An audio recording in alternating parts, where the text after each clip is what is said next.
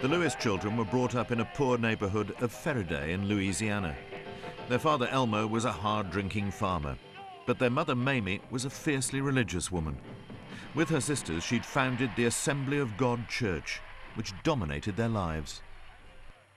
I don't know what you'd have to do to live by the doctrine of that church. I don't know if anybody could do it.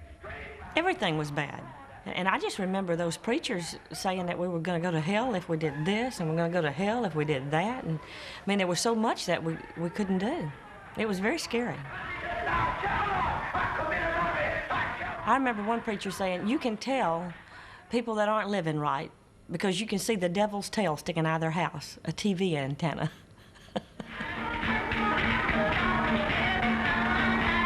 Jerry Lee was pulverized by his mum and his aunts with the Bible, to the point where he's very, very authoritative on the Bible, can quote it left, right, and centre.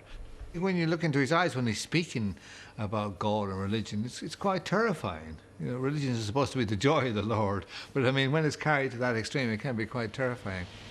Are you sanctified? Have you been saved?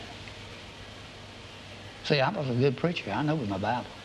Oh, there will be peace. The pull of the church was so strong that the teenage Jerry Lee even enrolled at Bible college, hoping to become a preacher, but was soon thrown out for playing a traditional hymn in a boogie-woogie style. He had an obvious talent for music, and so in July 1956, the 21-year-old Jerry Lee traveled to Memphis to audition for the late Sam Phillips, the boss of Sun Records and the man who discovered Elvis Presley. You guys are standing on the original floor. It's original acoustical tiles on the walls. It's original acoustic baffling on the ceiling. A lot of great hits recorded here. Biggest hit ever released on the Sun record label, Jerry Lee Lewis. You shake my nerves and you rattle my brain. You match your love, drive a man insane.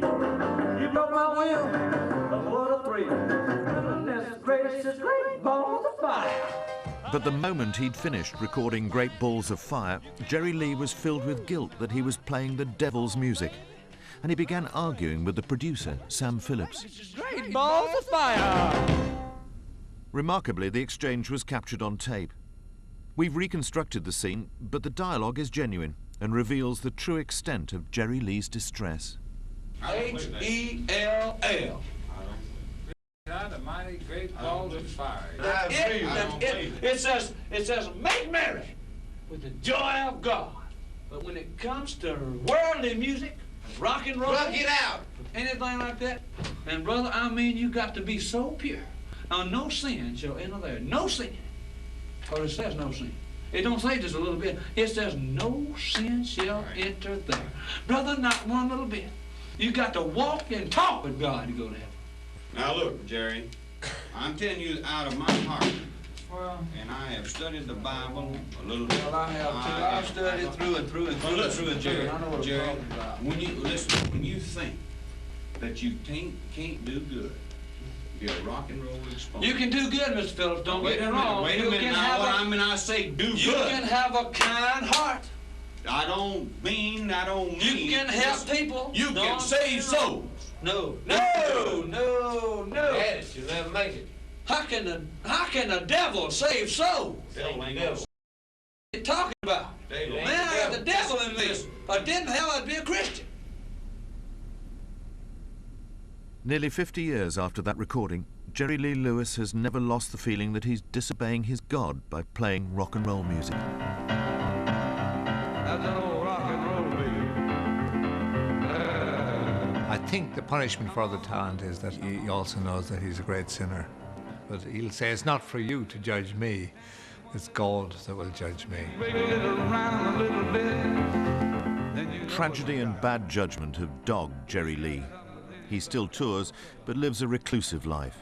He's struggled with drug addiction, and 2 of his wives and 2 of his sons have died in tragic accidents. My brother really believes that all of the tragedies that's happened to him in his life has got a lot to do with the way he's lived. Playing rock and roll music, being married so many times, being unfaithful on the road. He thinks that because he did those things, that he was punished. That's what he really believes. the thing about the religion has just broken my brother's heart, really, because he loves God and he really wanted to live that way. He wanted to walk that straight and narrow, but he just loved the music so much that he couldn't do it.